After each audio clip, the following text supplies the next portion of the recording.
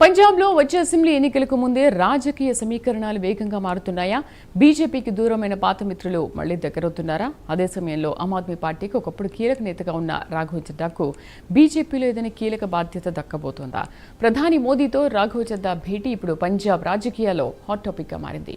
అంతేకాదు, చడ్డా భేటీకి ఒక్కరోజు ముందు శిరోమణి అకాలీదళ్ అధినేత సుఖ్బీర్ సింగ్ బాదల్ కూడా ప్రధాని మోదీని కలవడం మరిన్ని ఊహాగానాలకు తెరతీసింది. అసలు ఈ వరుస భేటీల వెనుక బీజేపీ వ్యూహం ఏంటి? పంజాబ్లో బిగ్ రోల్ కోసం రాఘవ్ చద్దా పేరే ఎందుకు వినిపిస్తోంది?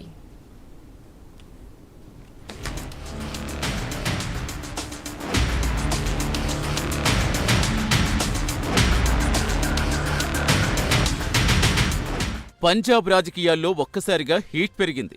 రాజ్యసభ ఎంపీ రాఘవ్ చడ్డా ప్రధాని మోదీతో భేటీ కావటం ఇప్పుడు రాజకీయ వర్గాల్లో చర్చగా మారింది. ప్రధానితో సమావేశమైన తర్వాత రాఘవ్ స్వయంగా ఈ భేటీకి సంబంధించిన ఫోటోలు సోషల్ మీడియాలో షేర్ చేశారు. గుర్తుండిపోయే ఉదయంగా అభివర్ణించారు. ప్రధానితో జరిగిన చర్చను విజ్ఞానవంతమైన, మార్గదర్శకమైన సంభాషణగా పేర్కొన్నారు. అయితే అసలు ఏ అంశాలపై చర్చ జరిగిందనే విషయం మాత్రం వెల్లడించలేదు. దీంతో ఈ భేటీ వెనుక రాజకీయ ఉద్దేశం ఏమైనా ఉందా అన్న చర్చ మొదలైంది.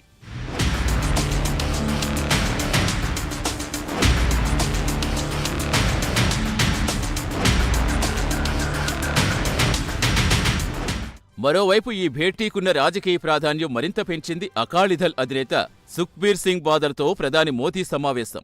రాఘవ్ మోదీని కలిసేందుకు ఒక రోజు ముందే శిరోమణి అకాలీదళ్ అధినేత సుఖ్బీర్ సింగ్ ప్రధానితో సమావేశమయ్యారు.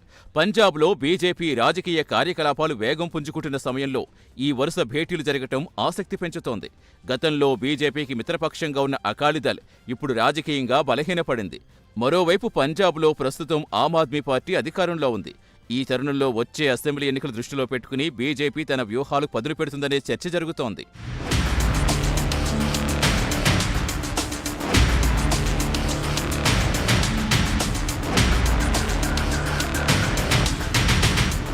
ఇక్కడే రాఘవ్ పేరు కీలకంగా మారుతుంది.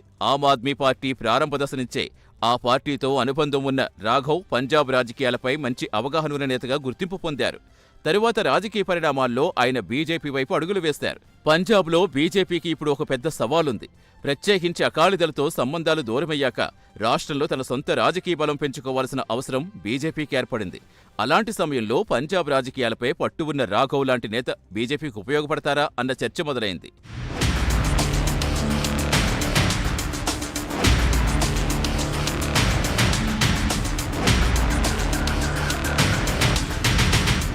ముఖ్యంగా అమృత్సర్, లుధియానా, జలంధర్ వంటి పట్టణ ప్రాంతాల్లో బీజేపీ తన పట్టు పెంచుకోవాలని భావిస్తే రాఘవ్ రాజకీయ ఇమేజ్ కీలకంగా మారొచ్చనే టాక్ ఉంది. పట్టణ ఓటర్లు, మధ్యతరగతి వర్గాలు, వ్యాపార వర్గాలపై రాఘవ్ ప్రభావం ఎంతవరకు ఉంటుందనేది కూడా ఇప్పుడు చర్చే. అంతేకాదు, జలంధర్తో రాఘవ్కున్న అనుబంధం కూడా పంజాబ్ రాజకీయాల్లో ఆయనకు ప్రత్యేక ప్రాధాన్యం తీసుకొచ్చే అవకాశం ఉందనే అంచనాలు ఉన్నాయి.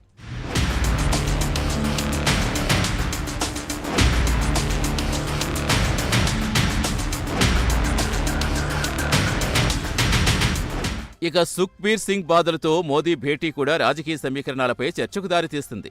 బీజేపీ తన పాత మిత్రుడు అకాలీదళ్తో మళ్లీ సంబంధాలు మెరుగుపరుచుకునే ప్రయత్నం చేస్తోందా, లేదా పంజాబ్లో కొత్త రాజకీయ సమీకరణాలు తెరతీయబోతుందా? ఈ ప్రశ్నలే ఇప్పుడు తెరపైకొచ్చాయి. అకాలీదళ్ గతంతో పోలిస్తే బలహీన స్థితిలో ఉంది. అయినా పంజాబ్ రాజకీయాల్లో ఆ పార్టీకున్న సంస్థాగత బలం, సాంప్రదాయ ఓటు బ్యాంక్, గ్రామీణ ప్రాంతాల్లోని ప్రభావం బీజేపీకి వ్యూహాత్మకంగా ఉపయోగపడే అవకాశం ఉంది.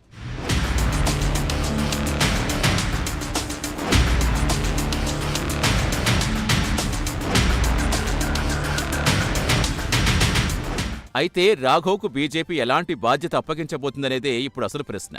ఎన్నికల వ్యూహంలో కీలక పాత్ర, పార్టీ రాష్ట్ర వ్యవహారాల్లో ముఖ్య బాధ్యత, లేదా పంజాబ్లో బీజేపీ ప్రచారానికి ముఖచిత్రంగా నిలబెట్టే ప్రయత్నమా? ఇప్పటికైతే దీనిపై అధికారికంగా ఎలాంటి ప్రకటన లేదు. కానీ ప్రధాని మోదీతో భేటీ, అందులోనూ ఎన్నికలకు కొన్ని నెలల ముందే ఈ సమావేశం జరగడం మాత్రం రాజకీయంగా ఆసక్తి రేకెత్తిస్తోంది.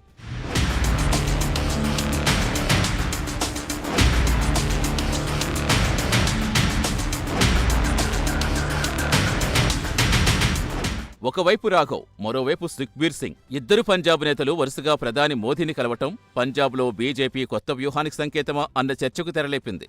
ప్రస్తుతం పంజాబ్లో అధికారంలో ఉన్న ఆమ్ ఆద్మీ పార్టీకి ధీటుగా కాంగ్రెస్, అకాలీదళ్, బీజేపీ తమ తమ రాజకీయ వ్యూహాలు సిద్ధం చేసుకుంటున్నాయి. ఈ క్రమంలో బీజేపీ ఎలాంటి కొత్త సమీకరణాలు తెరపైకి తీసుకొస్తుంది? రాఘవ్కు నిజంగా పంజాబ్లో బిగ్ రోల్ దక్కుతుందా? అకాలీదళ్తో మళ్లీ దోస్తీ కుదురుతుందా? ఈ ప్రశ్నలకు సమాధానం రాబోయే రోజుల్లోనే తేలనుంది.